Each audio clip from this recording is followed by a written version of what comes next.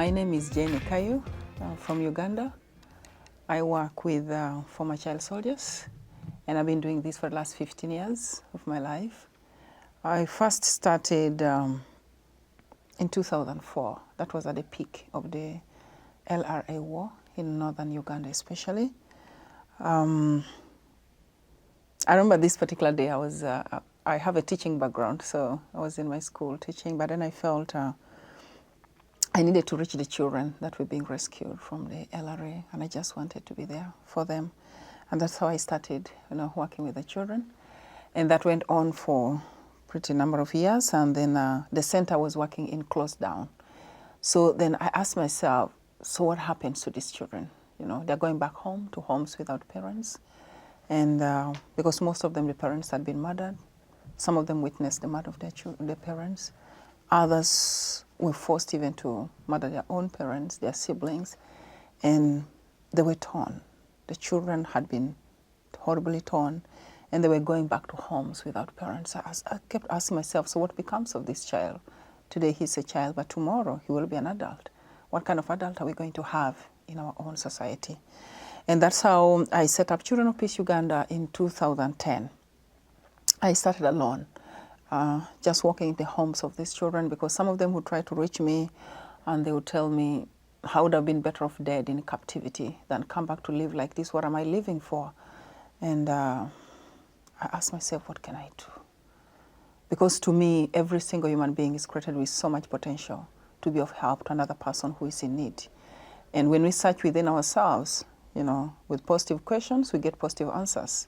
And that's how I set up Children of Peace Uganda.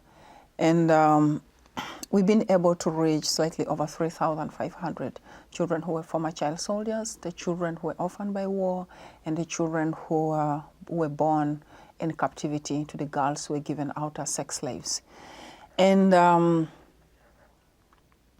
just a little probably about the LRA war, which started way back in 1986, The most unfortunate part about this war is that it targeted children, even as young as 6-year-olds.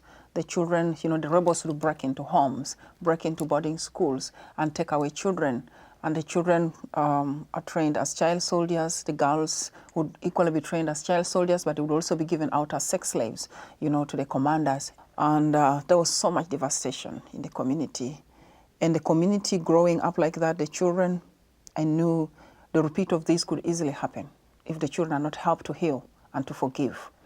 So in Children of Peace Uganda, we look at a holistic approach to post-war rehabilitation and empowerment of these children. We do psychosocial support and peace building. We go for education, sponsorship. There are lively projects that go into the households where these children come from and the communities. And we use so much, in psychosocial support, we use so much creative arts because we realize they work best. Music is a universal language, even if you don't understand the lyrics or what, but the music appeals to the heart. We will fight for peace, ensuring change in the world and raising children's voice. Children of Peace, Milwaukee, we will fight for peace. And we know that healing must begin from the heart. It must begin from this individual. Because the truth of the matter is we give out what we have, because these children were subjected to so much abuse and participated in killings, participated in anything wicked that anyone can name. And that is exactly what is inside them. And the possibility that they will give that out, because we give out what we have, is very high, And I looked at it in such a way that, just researching a little about the terrorists, researching a little about suicide bombers, you will find that most of them, their childhood was badly affected and was not dealt with. They were subjected to so much traumatic events, which was not dealt with. And when they grow up, they will revenge. And when they want to revenge, usually they don't look for a person who hurt them. It's going to be anybody. And that's why somebody walks into the supermarket and blows himself there, blows herself there. Who of the people in the supermarket hurt them? Nobody. In a plane, nobody. But because the trauma was not dealt with, they revenge unto anyone. So I looked at that, looking at the massive over 66,000 children who were abducted, and went through so much abuse in Uganda. I said, this is a very big force. What happens to the world, leave alone the community where they come from, if they are not helped to heal and to forgive? So we use creative arts so much, the music, the dance, the drawing, the poetry, in the healing. And there are those who are not able to express themselves, say, in word. They're able to draw what pain is inside them. And once we see that, the counselors go through, all this drawing, the artwork that the children have produced, they're able to know what is inside this child, and that helps them to help the child. Some of them, we go through the drawings and you ask, so what happened in this? The child will tell you, say, oh, that was my mother. That was my mother who was murdered. And, that is her lying there. Then that child needs a lot of help. Because when that happens, the human spirit is like shared off, They lose value for human life. And once a person has lost value for human life, it takes them nothing to hurt another person, another human being, But then, so this helps us to know what this child has gone through, and we're able to help them through counseling and through creative arts, and they've been able to heal. The other thing we use so much is we teach them to forgive.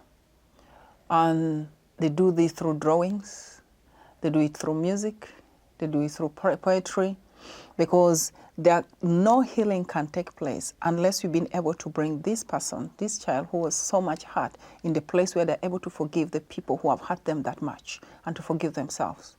Because forgiveness frees the spirit of the person. It frees them, their inside.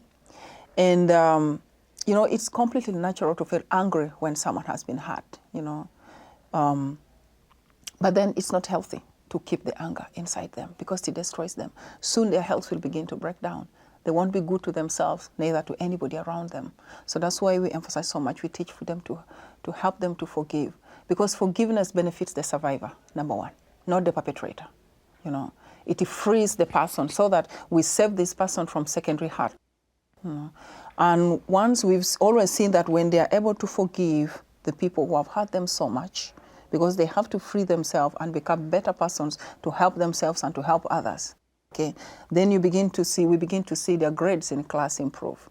The relationship with other people begins to improve. Then they begin to yearn to talk about peace. They begin to say, I do not want another child to lose a mother like I did, to the guns and to the war. I don't want another child abducted like I was, And we also teach them to forgive themselves. Because there's some of them who say, oh, the day when I was abducted, my mother had told me not to sleep in the house. But because I disobeyed her, the rebels came in the night and I was kidnapped and I ended up in all this abuse. So they blame themselves. And once they remain blaming themselves, they can't heal. And if they don't heal, they're not good to themselves, they're not good to anybody, So I ask some of them, I say, if you knew you were going to be abducted that night, would you have slept in the house? They say, no, I wouldn't have. I said, yeah, you didn't know. So you shouldn't blame yourself for that, And that has always helped them to heal. And I remember I was there was a 9-year-old I was speaking with, and was telling me, say, but I killed my mother, It was my mother. Because the rebels had asked the mother and the child to choose who should kill the other. No mother would want to kill her own child, And so the child was forced to kill the mother. And, for him, it is him who killed the mother. Ask him, if I ask you to kill anybody right now, would you do it? He said, no, I cannot. I say, yeah, somebody forced you to do that. And that person is responsible, not you, And that helps them to heal. And that helps to free them. And they're able to, to become children again. They're able to play again. They're able to go to school. Begin focusing on the future. They begin to dream again.